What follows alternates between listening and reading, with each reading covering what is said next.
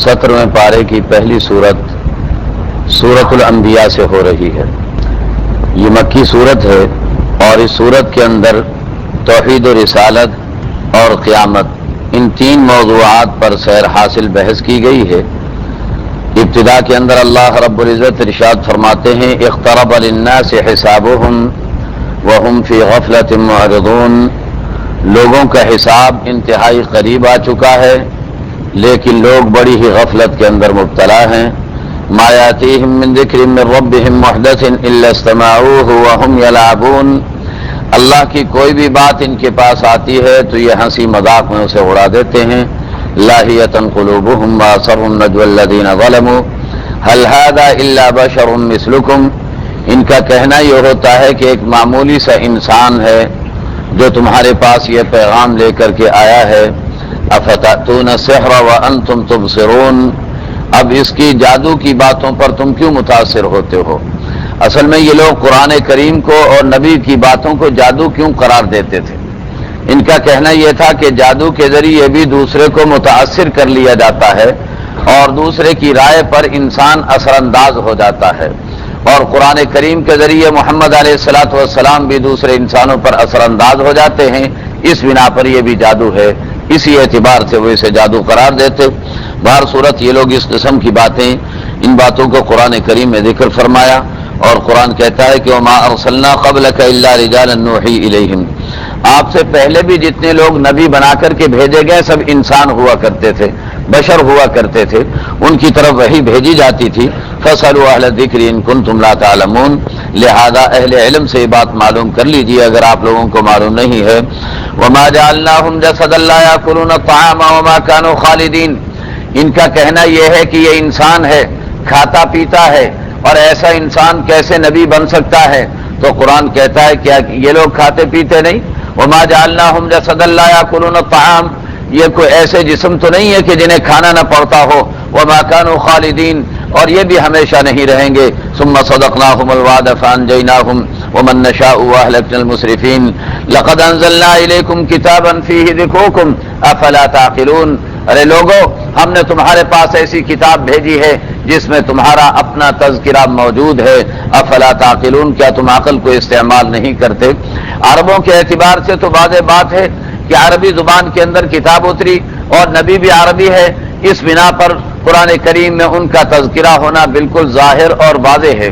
लेकिन अगर इससे ज़्यादा वसी मफ़हूम के अंदर देखा जाए तो हर इंसान का तज़किरा इस कुरान करीम के अंदर मौजूद है। कुरान जब ये कहता है लक़द अंज़लना इलैकुम किताबन फ़ीहि ज़िक्रुकुम, आपको ऐसी किताब दी गई है जिसमें आप लोगों का तज़किरा मौजूद है, तो आप कुरान करीम में गौर करके देख लीजिए।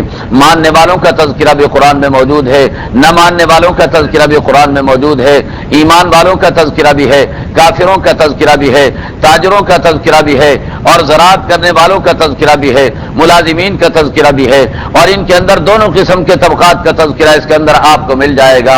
एक बुजुर्ग गुजरे हैं हज़रत अहनफ़ इब्न कैस रहमतुल्लाहि तआला अलैह, जब उन्होंने कुरान करीम की यह आयत सुनी तो कहने लगे कि लाओ मैं भी जरा अपना तज़किरा तलाश कर लूँ। कुरान में ढूंढते रहे, देखते रहे, आखिर कुरान करीम की इस आयत पर आकर के ठहर गए। व आखरून अतरफ़ू बिज़ुनूबिहिम खलतू अमलन सालिहन व आखर सय्यिआ।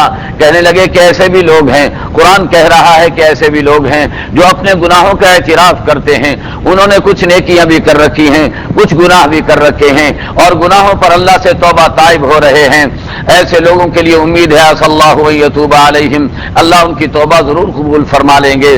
फरमाने लगे मौला मेरा तज़किरा मुझे मिल गया है, मैं ऐसा ही इंसान हूँ कि जिससे बड़ी गलतियां सरजद हुई हैं, और कुछ नेकियां भी तेरी तौफीक से कर चुका हूँ, और तुझसे अपने गुनाहों पर माफी का उम्मीदवार हूँ। तो मैं आज ये करना चाहता हूँ कि हर इंसान अगर अपने आप को ढूंढना चाहे, अपने आप अपना इंकिशाफ करना चाहे, तो कुरान की आयत में देख ले और कुरान की आयत में गौर कर ले। एक आईना की तरह से इंसान को उसकी सारी खामियां और सारी खूबियां खुलकर कुरान करीम उसके सामने पेश कर देगा। लक़द अंज़लना इलैकुम किताबन फ़ीहि ज़िक्रुकुम, तुम्हारे पास ऐसी किताब हमने भेजी है जिसमें तुम्हारा तज़किरा मौजूद है। अफ़ला ताक़िलून। वकम क़समना मिन क़रयतिन कानत ज़ालिमतन व अंशाना बादहा क़ौमन आख़रीन। کتنی بستیاں ظالم گزری ہیں جنہیں ہم نے تباہ کر کے رکھ دیا اور ان کے بعد دوسری قوموں کو پیدا کر دیا. فلما احسوا باسنا اذا هم منها يركضون، جب ہمارا عذاب آتا تو یہ دوڑ لگا دیتے عذاب سے بچنے کے لیے. لا تركضوا وارجعوا الى ما اترفتم فيه ومساكنكم لعلكم تسألون. اب بھاگتے کہاں ہو؟ پہلے تم عذاب کا مطالبہ کرتے تھے، نشانیوں کا مطالبہ کرتے تھے، اب جب عذاب آیا تو کہاں بھاگ رہے ہو؟ لوٹ کر کے واپس آ جاؤ. اور قرآن کہہ رہا ہے اپنے انہی گھروں میں لوٹ کے آؤ، اسی مال و دولت میں لوٹ کر کے آؤ. تم سے پوچھا جائے گا، محاسبہ کیا جائے گا تمہارا. قالوا یا ویلنا انا كنا ظالمین، کہنے لگے ہائے افسوس ہم بڑے ظالم نکلے. فما زالت تلك دعواهم حتى جعلناهم حصيدا خامدين. وہ اپنے گناہوں کا اعتراف تو کرنے لگ گئے لیکن وقت ایسا تھا کہ اب پچھتائے کیا ہوا. جب چڑیا چگ گئی کھیت، جب سارا مسئلہ ہی ہاتھ سے نکل گیا تو اب توبہ تائب ہونے کا کیا فائدہ رہ گیا. اللہ فرماتے ہیں حتی جعلناہم حصیدا خامدین، انہیں کٹی ہوئی کھیتی کی طرح سے اور ٹھنڈی ہوئی کھیتی کی طرح سے تباہ کر کے ہم نے رکھ دیا. سنو وما خلقنا السماء والارض وما بینہما لاعبین، آسمان و زمین کو ہم نے مذاق کرنے کے لیے نہیں بنایا، کھیل کود کے لیے نہیں بنایا. لو اردنا ان نتخذ لہوا لاتخذناہ من لدنا، اگر ہم مذاق بنانا چاہتے تو بنا سکتے تھے. ان كنا فاعلین بل نقذف بالحق على الباطل، ہم نے آسمان زمین کو بنایا اور کائنات کو بنایا اور اس میں بھلے اور برے انسان پیدا کیے. کیوں پیدا کیے ہیں؟ بل نقذف بالحق على الباطل، ہم حق و باطل کو ٹکرانا چاہتے ہیں اور ٹکرا کر حق و باطل پر ایسا دے مارنا چاہتے ہیں کہ اس کا دماغ نکل کر کے رہ جائے، باطل کا بھیجا ہو جائے. اس طریقے پر ہم حق اور باطل کی ٹکر کرانا چاہتے ہیں. فیدمغه فاذا هو زاهق، باطل کا دماغ نکل کے رہ جائے گا اور یہ تو ختم ہونے کے لیے آیا ہے. وَلَكُمُ الْوَيْلُ مِمَّا تَصِفُونَ وَلَهُ مَن فِي السَّمَاوَاتِ وَالْأَرْضِ وَمَنْ عِندَهُ لَا يَسْتَكْبِرُونَ عَنْ عِبَادَتِهِ وَلَا يَسْتَحْسِرُونَ. اللہ فرماتے ہیں آسمان و زمین کی ساری چیزیں اللہ کی ملکیت ہیں. اللہ کے پاس جو فرشتے رہتے ہیں وہ اللہ کی عبادت سے کبھی تکبر نہیں کرتے اور اللہ کی عبادت سے کبھی تھکتے بھی نہیں ہے. أَمِ اتَّخَذُوا آلِهَةً مِّنَ الْأَرْضِ هُمْ يُنشِرُونَ لَوْ كَانَ فِيهِمَا آلِهَةٌ إِلَّا اللَّهُ لَفَسَدَتَا. یہ اللہ کے علاوہ اوروں کو اپنا معبود بنا کے بیٹھے ہوئے ہیں. تم ذرا غور کرو، سوچو تو صحیح، اگر آسمان و زمین میں ایک سے زیادہ مقتدر شخصیات ہوتی، ایک سے زیادہ با اختیار شخصیات ہوتی تو ان میں آپس میں لڑائیاں ہو جاتی، جنگیں ہو جاتی. تم دیکھو کہ دنیا کا نظام کیسے چل رہا ہے. سورج مقررہ وقت پر نکلتا اور غروب ہوتا ہے، چاند مقررہ وقت پر نکلتا اور ختم ہوتا ہے، ستارے نکلتے ہیں اور زمین اور آسمان اپنا کام کر رہے ہیں. ان میں کوئی تبدیلی نہیں، کوئی فساد نہیں. اگر ایک سے زیادہ شخصیات ہوتی، ایک کہتا میں سورج نکالوں گا، دوسرا کہتا میں نہیں نکلنے دوں گا، ایک کہتا میں چاند نکالوں گا، دوسرا کہتا میں نہیں نکلنے دوں گا، ایک کہتا میں بارش لاؤں گا، دوسرا کہتا میں نہیں آنے دوں گا. دونوں کے اختیارات میں آپس میں ٹکراؤ ہو جاتا اور ہاتھیوں کی لڑائی کے اندر چھوٹی مخلوقات کی تباہی ہو جاتی. خدا لڑتے رہتے اور کائنات تباہ ہو کر کے رہ جاتی.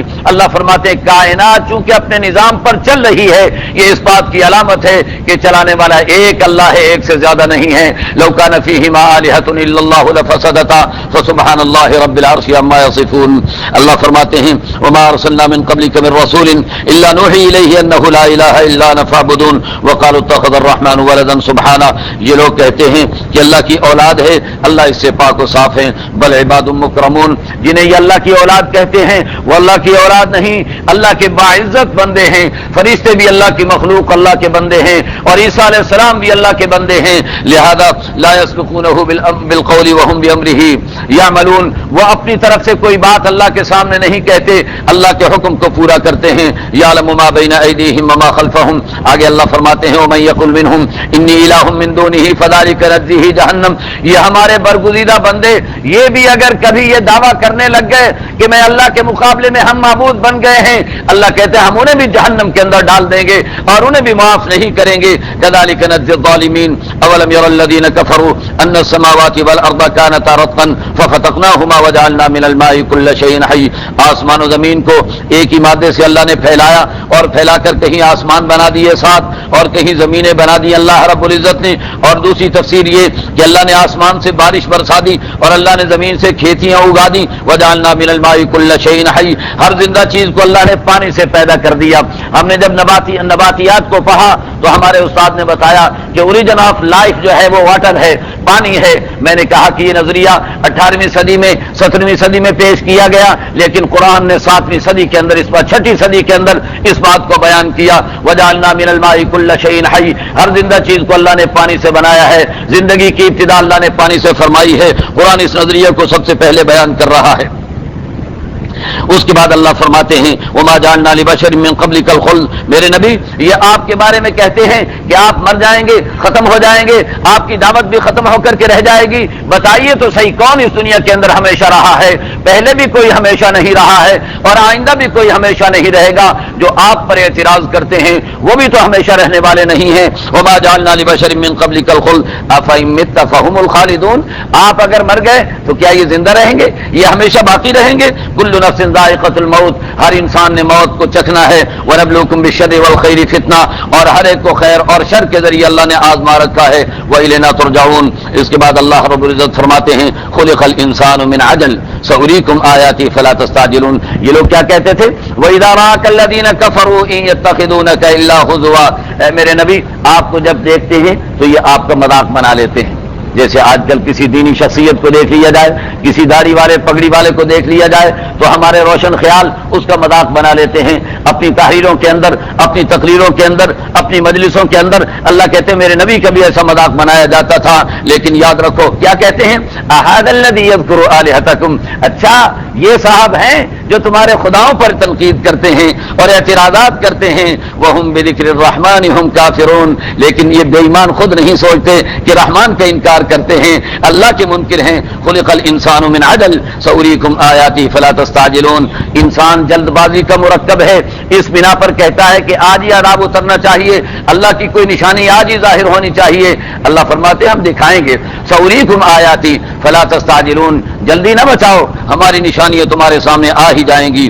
لو یعلم الذین کفروا، اگر ان کافروں بے ایمانوں کو پتہ چل جائے کہ قیامت کے دن ان کے لیے کیسا عذاب ہوگا، لا یکفون عن وجوہہم النار ولا عن ظہورہم ولا هم ينصرون، نہ اپنے چہروں کو آگ سے بچا سکیں گے، نہ اپنی کمر کو آگ سے بچا سکیں گے، اور نہ ان کی مدد کی جائے گی۔ بل تاتیہم بغتۃ، اچانک قیامت آئے گی، فتبہتہم، تو یہ مبہوت ہو کر کے رہ جائیں گے، فلا یستطیعون ردها ولا هم ينظرون، نہ قیامت کو روک سکیں گے، نہ انہیں کوئی مہلت دی جا سکے گی۔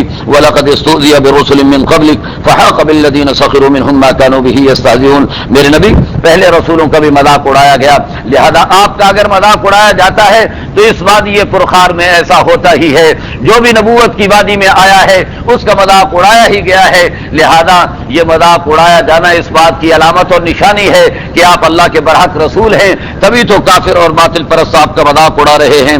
قل من یکلؤکم باللیل والنہار من الرحمن، آپ ان سے کہیے کہ اگر رات میں اچانک اللہ کا عذاب آ گیا، دن میں اچانک اللہ کا عذاب آ گیا تو کون چوکیدار ہے جو تمہیں بچائے گا اور جو تمہاری حفاظت کرے گا؟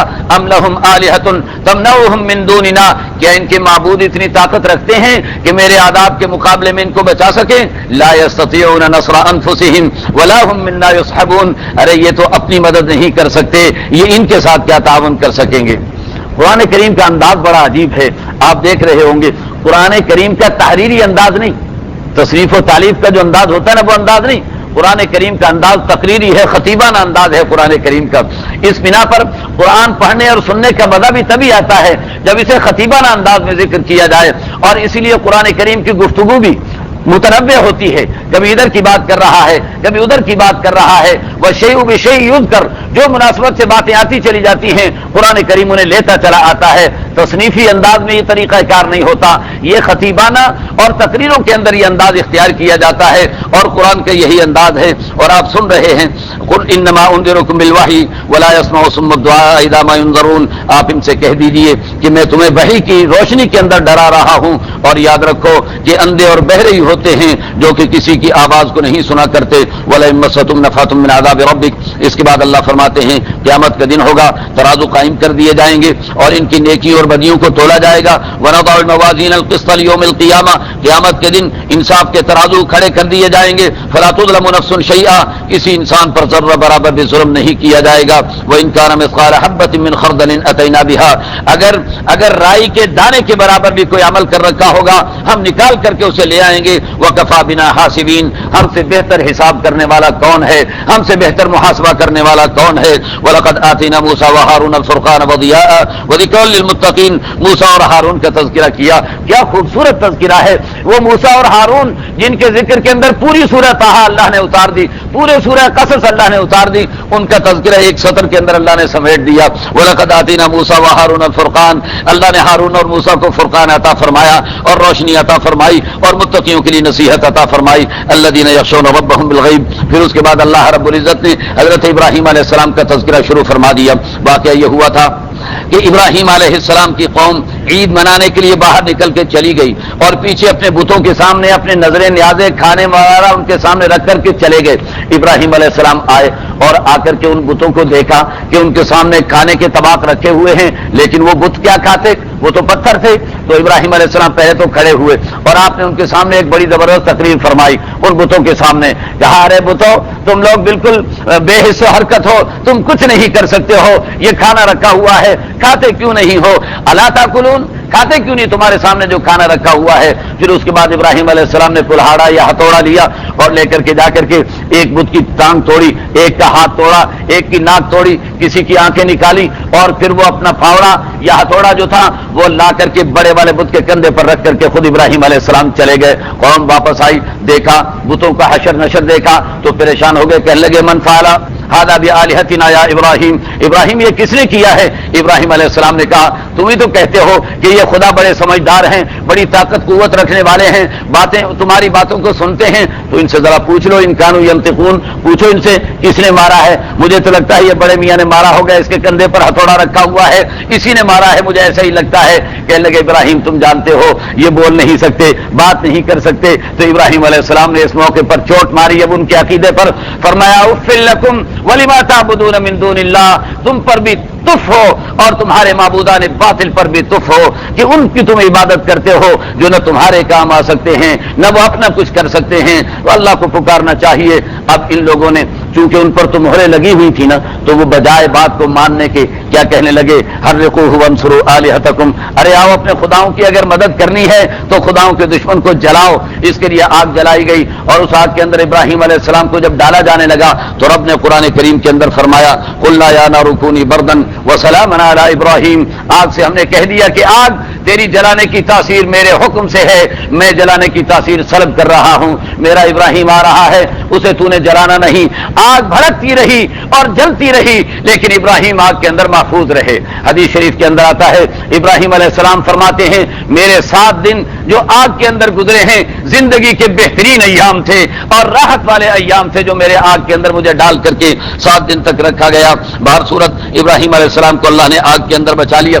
अब बाद लोग क्या कहते हैं कि जी वो बातिल की आग भड़की हुई थी और इब्राहीम अलैहिस्सलाम बीच में से जिंदा बच के चले गए। कुरान साफ सीधी बातें करता है, कुरान पहेलियां नहीं बुझवाता है। बाद लोग कुरान करीम को पहेलियां बना करके पेश करते हैं। कुरान अल्लाह की कसम पहेलियां नहीं बुझवाता। कुरान अवामुन नास के लिए भी है, कुरान बड़े पढ़े लिखों के लिए भी है, कुरान उलमा और मुफ्तियों के लिए भी है, कुरान डॉक्टरों और इंजीनियरों के लिए भी है। कुरान करीम अगर ऐसी पहेलियां बुझवाता तो मखसूस अफराद की किताब बन करके रह जाता और आवाम की किताब न रह जाता। कुरान कहता है ये किताब तो हमने सबके लिए उतारी है।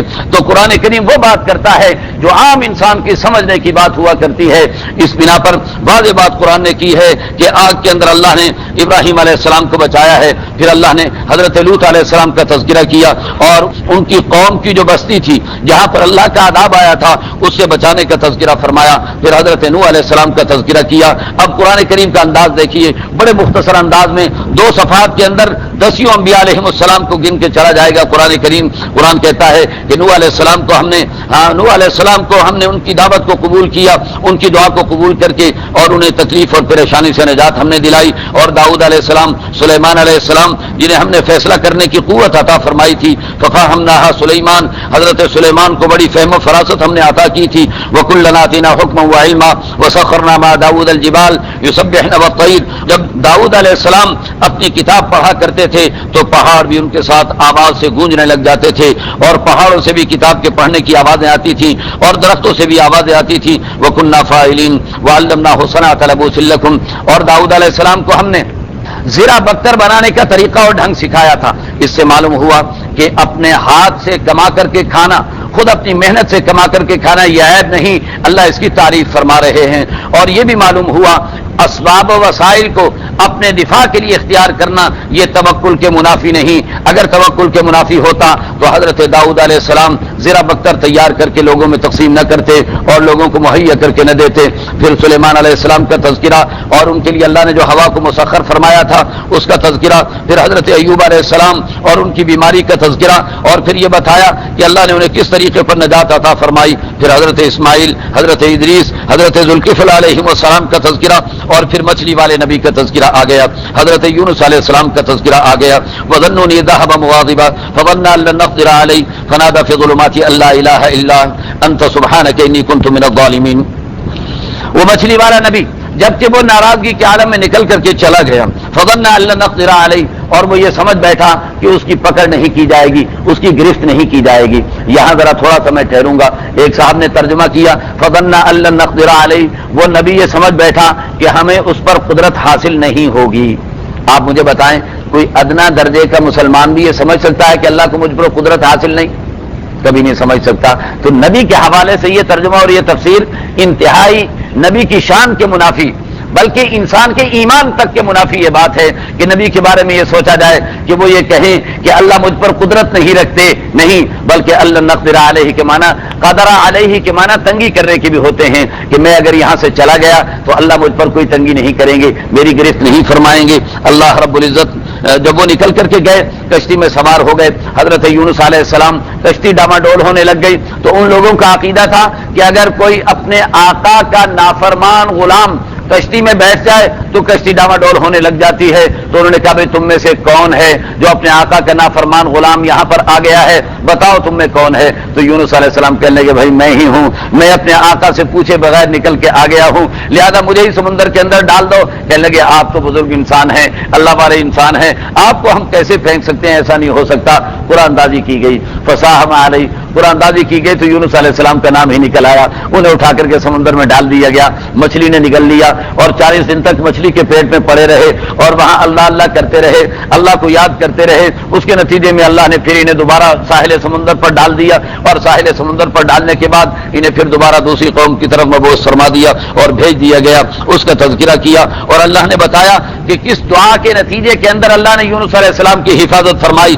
فنادى في الظلمات, پانی کی لہروں کا اندھیرا تھا اور پھر مچھلی کے پیٹ کا اندھیرا تھا, اور وہاں پر یونس علیہ السلام دعائیں مانگ رہے ہیں, لا الہ الا انت, اے مولا تیرے علاوہ کوئی معبود نہیں ہے, سبحانک, تو بڑا ہی پاک ہے, انی کنت من الظالمین, میں ہی قصور کرنے والے لوگوں کے اندر شامل اور داخل ہوں. تو یہ آیت, یہ دعا پڑھی سبحانک انی کنت من الظالمین, لا الہ الا انت سبحانک انی کنت من الظالمین, تو اللہ نے ایسے موقع پر حضرت یونس علیہ السلام کو نجات عطا فرما دی. لہذا ہمارے اکابر کہتے ہیں, قرآن کریم نے اس بات کا تذکرہ نہیں فرمایا, ہمارے اکابر کہتے ہیں کہ تجربے کی بات ہے کہ اگر کوئی کسی مشکل میں پھنس جائے تو اس آیت کو زیادہ سے زیادہ پڑھے تو اللہ اسے بھی مشکل سے ویسے ہی نجات دیں گے جیسے اللہ نے یونس علیہ السلام کو نجات عطا فرما دی تھی. لوگوں نے اس کا نام رکھا ہوا آیت کریمہ. ایک صاحب میرے پاس آئے, کہنے لگے جی میں آیت کریمہ پڑھتا ہوں. میں نے کہا قرآن کی ساری آیتیں آیت کریمہ ہے, کوئی قرآن کی ایسی آیت ہے جو کریمہ نہ ہو؟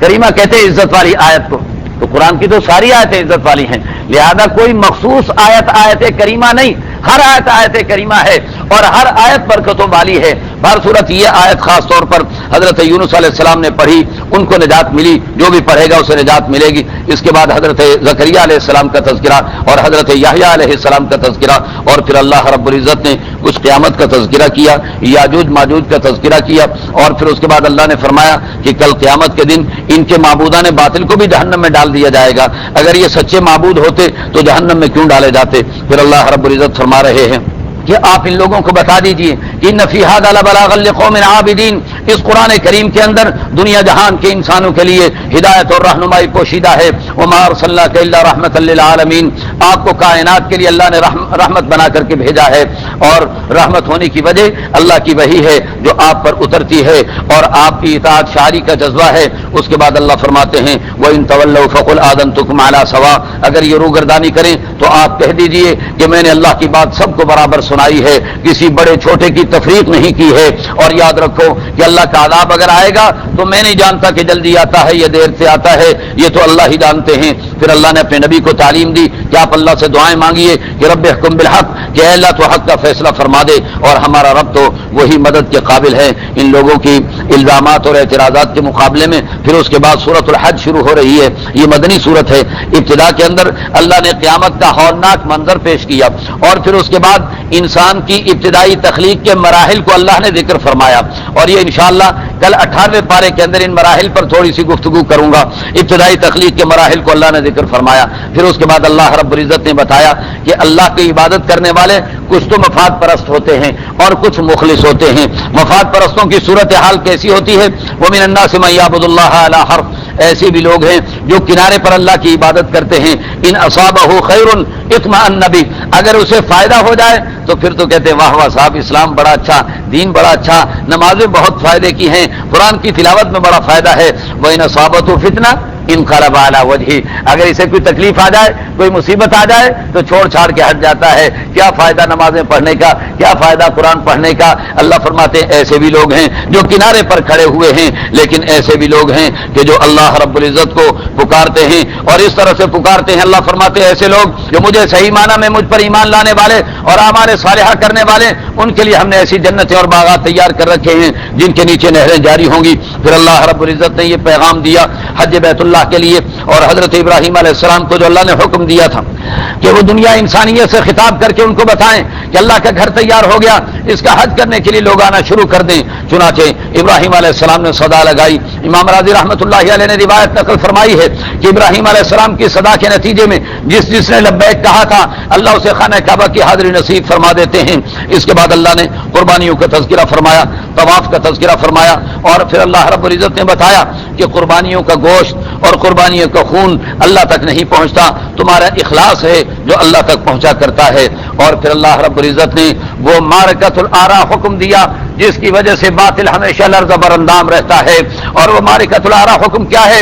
اذن للذین یقاتلون بانہم ظلموا وان اللہ علی نصرہم لقدیر، جن لوگوں پر ظلم کیا گیا ہم نے ان کو اجازت دے دی ہے کہ وہ اللہ کے راستے کے اندر قتال کریں اور جہاد کریں، اللہ ان کی مدد و نصرت کرنے پر قادر ہیں۔ الذین اخرجوا من دیارہم بغیر حق الا ان یقولوا ربنا اللہ، جن لوگوں کو گھروں سے محض اس لیے نکالا گیا کہ وہ اللہ کا نام لیتے ہیں۔ ولولا دفع اللہ الناس بعضهم ببعض لهدمت صوامع وبيع وصلوات ومساجد يذكر فيها اسم الله كثيرا ولا ينصرن الله من ينصره، اللہ فرماتے ہیں کہ اللہ اسی طرح مقابلہ کراتے ہیں اور مقابلے کے اندر لا کر کے اللہ باطل کو راستے سے ہٹایا کرتے ہیں۔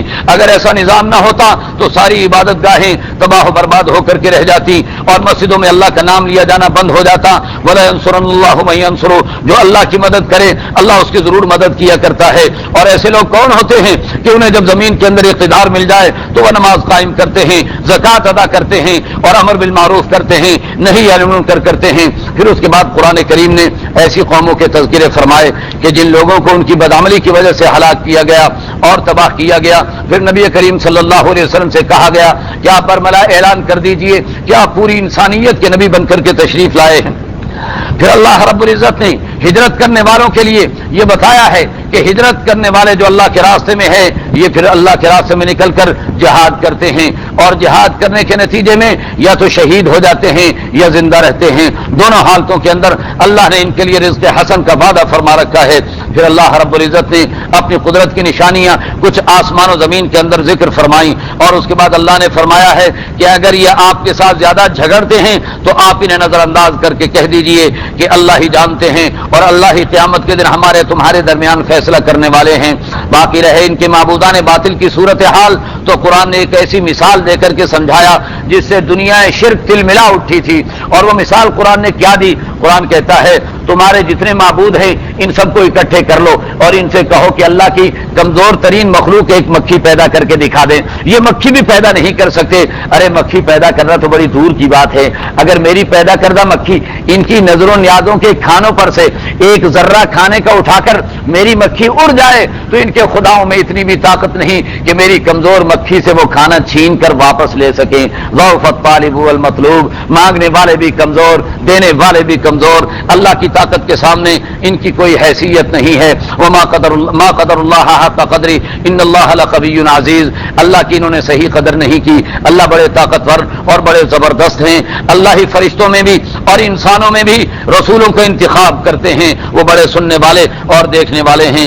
آخر میں جہاد پر سورت کو ختم کیا جا رہا ہے. وجاہدوا فی اللہ حق جہادی. اللہ کے راستے میں جہاد کا حق ادا کر دو. هو اجتباکم وما جعل علیکم فی الدین من حرج. اسی اللہ نے تمہارا انتخاب کیا اور تمہارے دین میں کوئی تنگی نہیں رکھی. ملت ابیکم ابراہیم. تمہارے ابا ابراہیم علیہ السلام کی ملت کو متعین فرمایا. اسی نے تمہارا نام مسلمین رکھا اس سے پہلے بھی اور اس امت کے اندر بھی, تاکہ رسول تمہارا گواہ بن جائے اور تم دنیا انسانیت کے گواہ بن جاؤ. لہذا نماز قائم کرتے رہو, زکوٰۃ ادا کرتے رہو, اللہ کی رسی کو مضبوطی سے تھامے رکھو. وہی اللہ تمہارا حمایتی ہے, وہی اللہ تمہارا مددگار ہے. وآخر دعوانا ان الحمد للہ رب العالمین.